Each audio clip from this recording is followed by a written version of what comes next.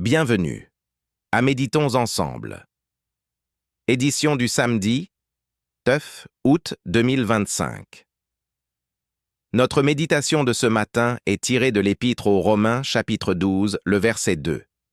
Je cite « Ne vous conformez pas au siècle présent, mais soyez transformés par le renouvellement de l'intelligence, afin que vous discerniez quelle est la volonté de Dieu, ce qui est bon, agréable et parfait. » La transformation est un concept puissant. Ce verset nous encourage à ne pas nous conformer au schéma de ce monde, mais à être transformés par le renouvellement de notre intelligence.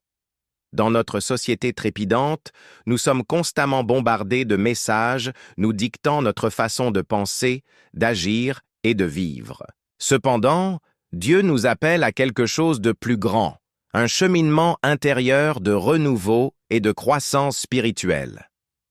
La doctrine chrétienne enseigne que notre intelligence est le champ de bataille où se produit la transformation spirituelle.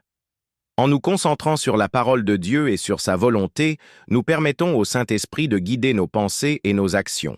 Cette transformation n'est pas un événement ponctuel, mais un processus continu. Chaque jour, nous devons choisir d'aligner nos pensées et nos actions sur la vérité divine. Renouveler notre intelligence implique plus qu'une simple pensée positive. Cela exige un changement profond et intentionnel de nos valeurs et de nos perspectives. Cela peut s'avérer difficile dans un monde qui promeut souvent des valeurs contraires à celles du royaume de Dieu. Mais, en nous plongeant dans les Écritures, la prière et la communion avec d'autres croyants, nous commençons à voir le monde avec le regard de Dieu.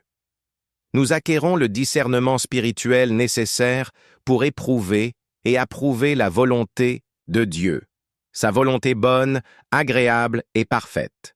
Au fil du temps, de nombreux croyants ont puisé leur force dans ce processus de transformation. Par exemple, les premiers chrétiens ont souvent été persécutés, mais ont fait preuve d'une foi et d'une joie inébranlables. Leur esprit était résolument tourné vers Christ, ce qui leur a permis de surmonter les difficultés. Réfléchissez à ceci. Y a-t-il des domaines dans votre vie où vous vous conformez au modèle du monde au lieu d'être transformé par la parole de Dieu?